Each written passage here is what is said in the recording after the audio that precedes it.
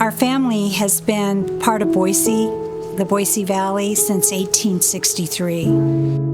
My great-grandfather, Thomas Edwards, found the hot water well in 1927. The hydrology department at Boise State one day said, "Do you know that you're the oldest geothermal greenhouse in the United States?" And I had to look it up, and there it is. It's more sustainable, and it allows us to operate year-round and not break the bank. It comes out of the ground at 118 degrees. It comes through the main greenhouse. It's filtered out into the perennial area and goes down the ditch at about 75 degrees, and we pump it out of the ditch and heat the greenhouse across the street, which is our Cravo, our wholesale house over there.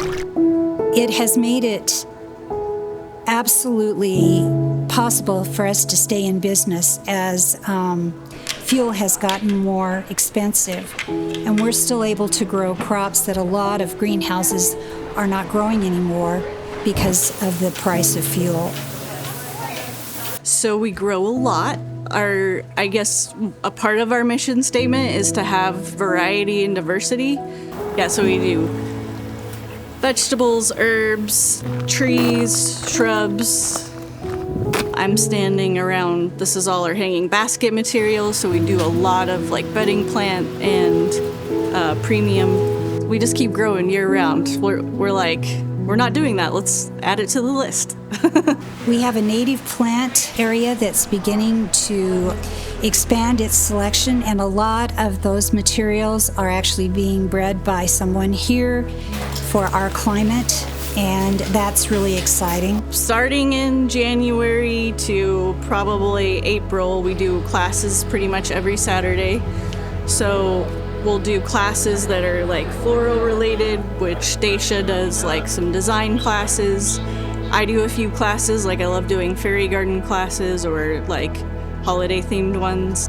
Our connection with the community dates back to my parents and how involved they were.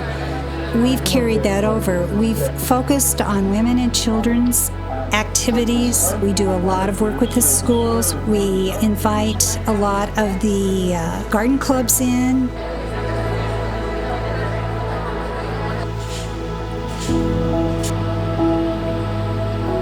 There's history everywhere here. My mom's footprints, I think, are right in the next greenhouse. It's like an outline of her cute little foot when she was probably 2 or 3. And then the next greenhouse over, me and my little sister's hands are in cement. I've loved every day. This is a wonderful life. My favorite times actually are at dusk walking through the greenhouse because I can hear the voices of all the people who are now gone, but who made this place what it is.